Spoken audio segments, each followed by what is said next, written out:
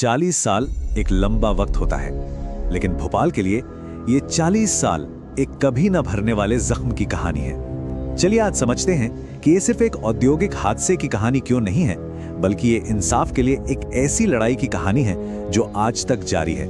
और ये हमें कुछ ऐसे सबक सिखाती है जो सच कहूं तो आज पहले से कहीं ज्यादा जरूरी है। ये सब कितनी तेजी से हुआ इसका अंदाजा लगाना भी मुश्किल है। तो चलिए देखते हैं पहले 72 घंटों में हुआ क्या था। 2 दिसंबर 1984 आधी रात का वक्त था। यूनियन कार्बाइड के प्लांट से जहरीली गैस मिथाइल आइसोसाइनाइड लीक होना शुरू होती है, कोई 40 टन से ज्यादा। कुछ ही घंटे लगते हैं और एक मौत का बादल पूरे शहर पर छा जाता है, एक सोते हुए शहर पर। और सिर्फ 3 दिनों के अंदर जो मौत का आंकड़ा था वो 10,000 तक पहुंच गया था, बस 3 दिन में। तो यहीं से हमें मिलता है भोपाल का पहला सबक। ये एक ऐसा जख्म है जो कभी भरा ही नहीं। सबको लगा कि गैस हवा में घुल गई तो शायद त्रासदी खत्म हो गई, लेकिन नहीं, वो तो बस एक खौफनाक शुरुआत थी। ये जो नंबर है 22,000, ये उन शुरुआती दिनों का नहीं है। मौत का सिलसिला उन 3 दिनों के बाद भी थमा नहीं।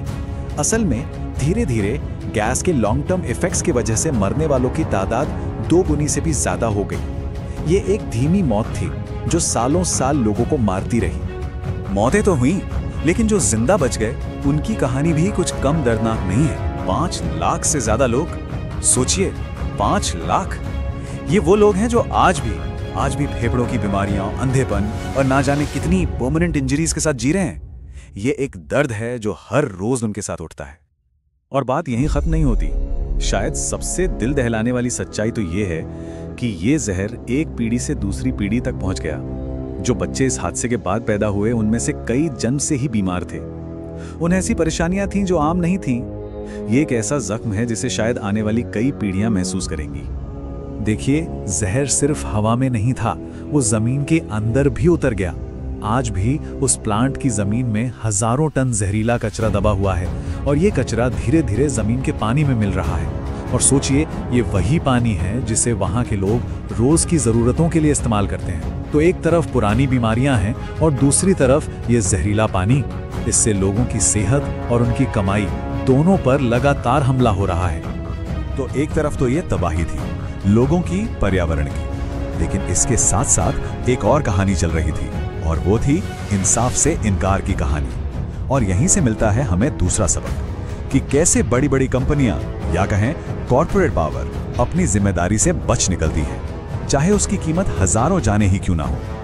हादसे के ठीक बाद का समय सोचिए, हर एक मिनट कीमती था, जानें बचाई जा सकती थी। लेकिन उस वक्त यूनियन कार्बाइड ने जो किया वो हैरान करने वाला था। उन्होंने डॉक्टरों को ये तक नहीं बताया कि इस गैस का सही इलाज क्या है। वो जरूरी जानकारी उन्होंने छिपा ली, एक ऐसी जानकारी जिससे शायद हजारों लोग बच सकते थे, लेकिन उन्होंने ऐसा होने नहीं दिया। अब जरा इन आंकड़ों को देखिए, ये कहानी को और भी साफ कर देते हैं। एक तरफ सरकार ने मुआवजे के लिए मांग रखी 3.3 बिलियन डॉलर्स की, और दूसरी तरफ यूनियन कार्बाइड से जो समझौता हुआ वो हुआ सिर्फ 470 मिलियन डॉलर्स का। और सबसे बड़ी बात, ये समझौता पीड़ितों से पूछे बिना किया गया था। अगर हिसाब लगाएं तो हर पीड़ित के हिस्से में कुछ $100 ही आए। इतनी बड़ी तबाही के लिए बस इतना। और जिम्मेदारी से भागने का ये खेल यहीं नहीं रुका, ये सालों तक चला।